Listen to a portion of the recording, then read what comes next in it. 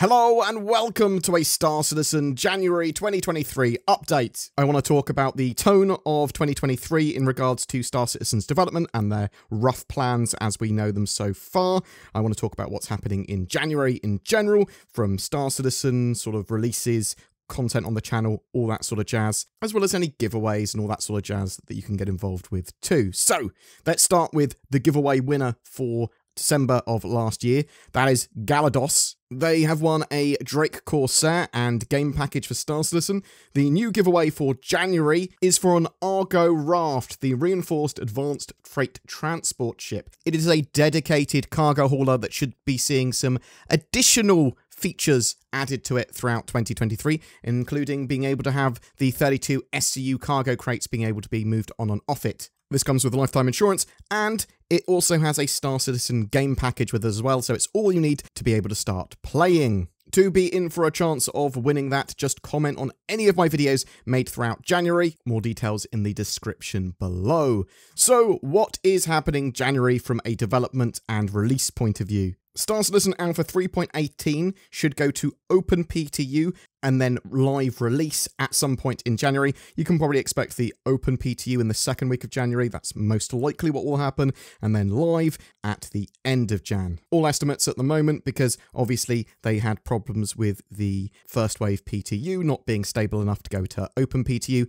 and they're going to want it in a state that is good enough for live, which is actually relatively refined. This has all been due to some problems with persistent entity streaming and some other blockers hounding the game, and I'm having actually quite a good time in 3.18 in the PTU during sort of the early part of the day. So when I play in the mornings at UTC time, I have no problems, but apparently later in the day, at sort of peak times for the US servers, they get massively overwhelmed with players, and that causes loads of problems, so that is not ideal. We know that Cloud Imperium's plans straight after 3.18's release are going to be to harden persistent entity streaming. They need to get PES as in a good place as possible, because it is instrumental in the next few steps that Star Citizen needs to take going towards server meshing and Alpha 4.0. They need to get the replication layer sorted, stuff like that. Now, some other big things that are happening in January will be scheduling plans. So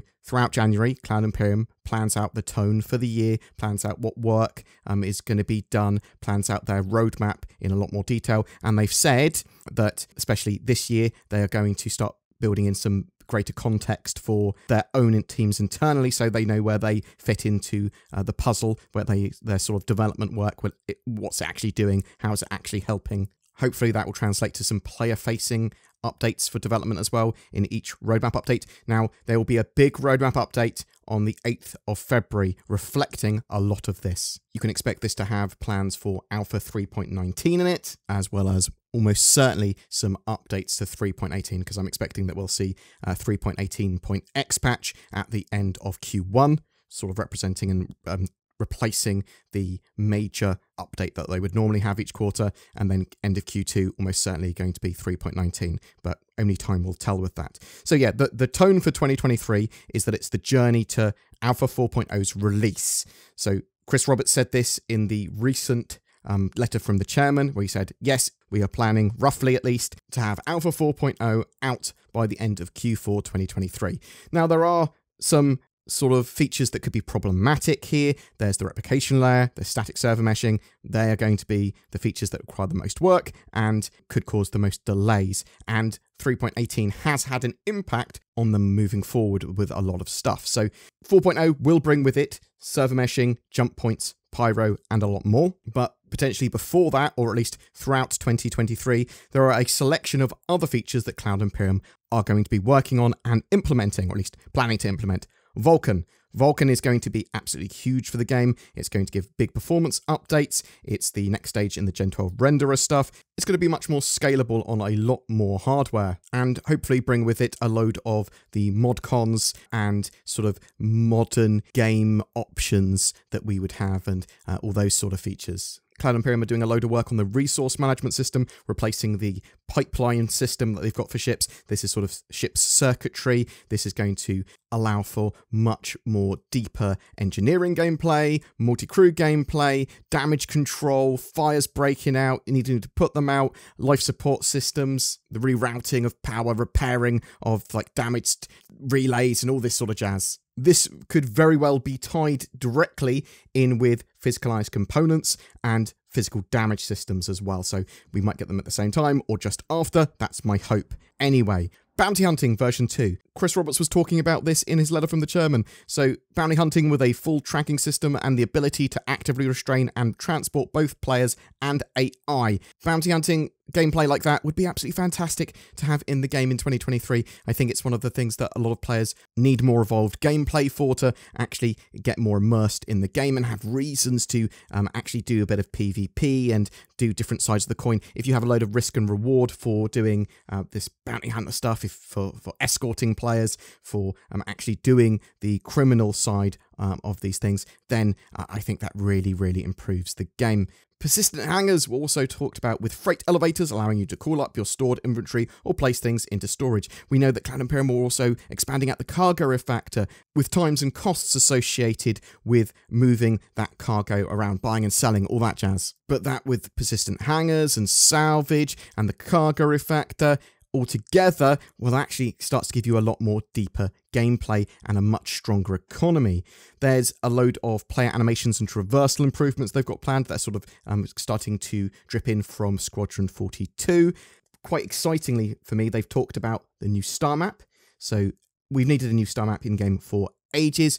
There's MFD and I believe Mobiglass updates, there's FPS scanning, there's better combat AI, which they can start putting into the game as they're completing lots of parts of them in Squadron 42, but also as the netcode and servers get more optimized for Star Citizen. So content-wise from the channel, you can expect us to probably look at a couple of features in a bit more detail, some of the stuff that we just discussed there, some of the stuff that Chris Roberts was talking about in his letter from the chairman. We will be checking out all the different parts of Alpha 3.18, the new locations, the new sort of gameplay features, the new ships and salvage and how to use them. I say ships, I mean the Vulture, but also really I mean I'm using the Reclaimer. We'll have a little bit of a look at racing. I want to check out all of the sort of old missions and gameplay loops as well to see how they've evolved. And I'm really excited to try out some of the new missions, especially the auras and platform missions, and more generally shipboarding. So the soft destruction system, taking ships out, going and boarding them afterwards, maybe salvaging them too. We will also be delving into the Cloud Imperium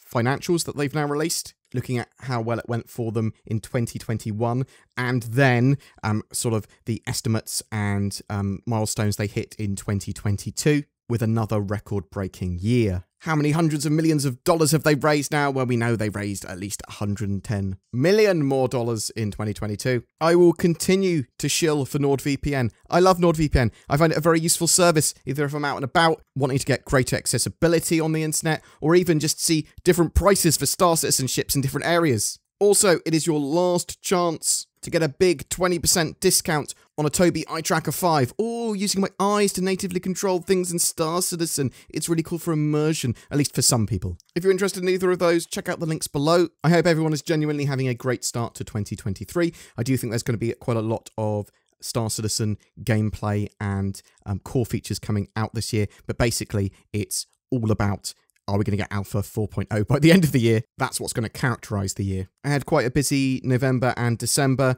sort of covering some Star Citizen bits and lots of personal things going on. I was cooking for my family at Christmas, New Year's. I decided not to go out for New Year's. I was going to go to a New Year's party, but I was a bit tired. I actually just got an early one. Other than being a bit tired, I'm doing pretty well personally, to be honest. And I'm looking forward to the year ahead. Zin will also get back from her holidays on Tuesday, so then we'll start ploughing through that content again. And if you would like to further support the channel, consider becoming a channel member by clicking that join button underneath my videos. You can also use Patreon to help support. There's even direct donations if you are so inclined, but just genuinely commenting on videos, sharing them, liking them, helps us out a huge amount. Have a great 2023. Thanks for watching, and I'll see you in the next one.